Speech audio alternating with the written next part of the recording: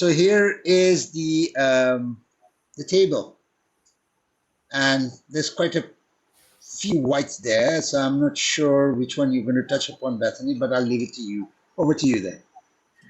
Yeah, so yeah, lots of whites this week, which is nice, and quite a lot of players that people have already got in for the double game week, so they've not necessarily got to make transfers. Obviously, Man City are looking good. You've got Foden, Guardiola, Haaland, KDB, Walker, Silva, all looking great shouts.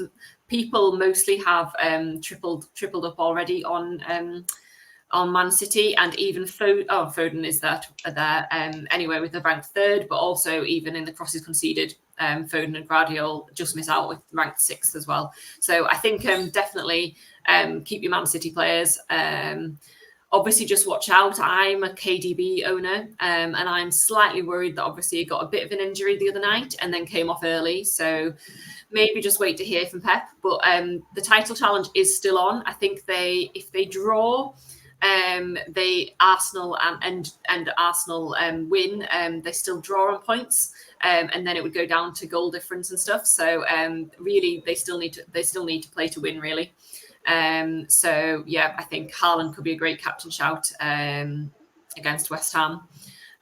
Liverpool, interestingly, obviously not great shouts this week. You've got Gakpo and Darwin, although neither of them were that sure about their minutes, so they'd probably be an avoid for me this week. Lots of people have got rid of Liverpool players anyway because they didn't double. So for me, I wouldn't be using my transfer on a Liverpool player. Interestingly, for Arsenal, again, they're going to be trying to go for that title race, so they're great players to have in. It's Trossard and Martinelli that come out as the best options here, but it is also interesting to note that Havertz and Saka and Odegaard are only ranked 8th, so they're still pretty good options, even though they're not highlighted.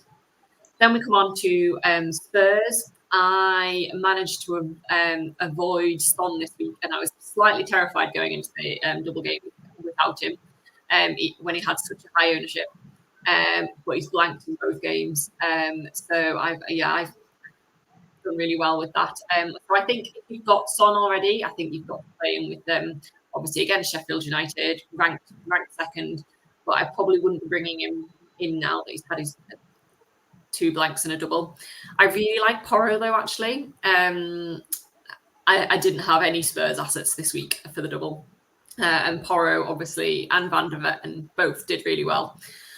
So I quite like Porro against Sheffield. I feel like they could come away with a clean sheet.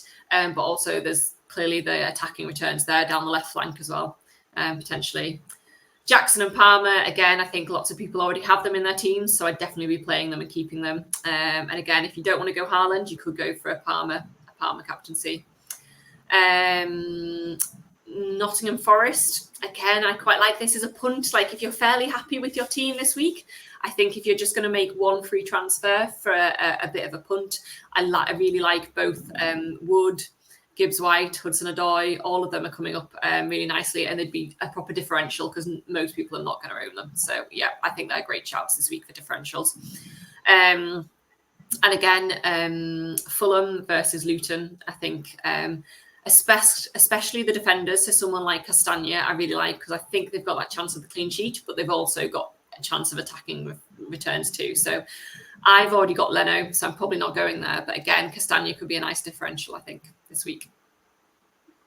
Yeah, those of you who are thinking of going to take a punt, listening to what Beth said on Chris Wood, just be careful. He might be charged with match fixing again.